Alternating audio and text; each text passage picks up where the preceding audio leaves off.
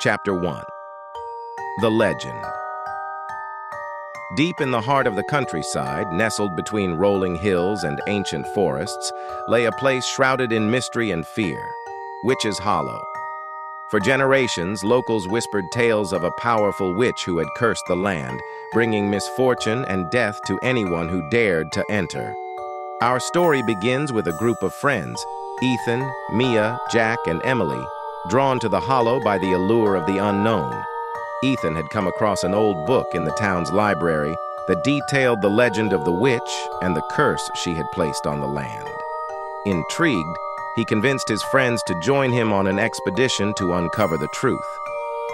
"We have to see it for ourselves," Ethan had said, his eyes shining with excitement. "Think of the stories we could tell." Despite their fears, Mia, Jack, and Emily agreed. Armed with cameras, flashlights, and a sense of adventure, they set off one crisp autumn afternoon. Their destination, the haunted Witch's Hollow. Chapter 2. Entering the Hollow. As they approached the hollow, a sense of foreboding settled over the group. The trees grew thicker and more twisted, their branches intertwining like the fingers of a giant skeletal hand. The air was heavy with the scent of damp earth and decaying leaves, and an eerie silence enveloped the area. "This place is creepy," Emily whispered, clutching her flashlight tightly. "Stay close," Ethan instructed, leading the way. "According to the book, there's a path that leads to the witch's old cabin." They found the path, barely visible through the dense undergrowth, and ventured deeper into the hollow. As they walked, the shadows seemed to move and twist around them, playing tricks on their eyes. Every rustle of leaves and snap of a twig made their hearts race. Chapter 3. The First Encounter. After hours of trekking through the forest, they stumbled upon a clearing. In the center stood an old, dilapidated cabin, its wooden walls covered in moss and ivy. The sight of it sent a shiver down their spines. "This must be it," Jack said, his voice barely above a whisper. "The witch's cabin." They approached the cabin cautiously, the wooden floorboards creaking under their weight. Inside, the air was musty, and cobwebs hung from the ceiling like tattered curtains.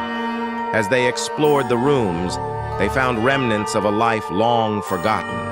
Rusted cauldrons, faded herbs, and broken furniture. But it was in the basement that they made their first unsettling discovery. Mia, who had been searching for anything of interest, found an old grimoire hidden under a loose floorboard. She blew off the dust and opened it, revealing pages filled with strange symbols and incantations. "It's a spell book," Mia said, her voice trembling. "It must have belonged to the witch." As Mia read aloud, a chill settled over the group. The incantation spoke of dark magic and rituals, revealing the witch's power and the curse she had placed on the land. The air grew colder, and a sense of dread filled their hearts. "We need to leave," Emily said, her voice shaking. "This place is dangerous." But before they could move, the ground trembled, and the shadows seemed to come alive, swirling around them like a dark fog. From the darkness emerged ghostly figures, their eyes glowing with an otherworldly light.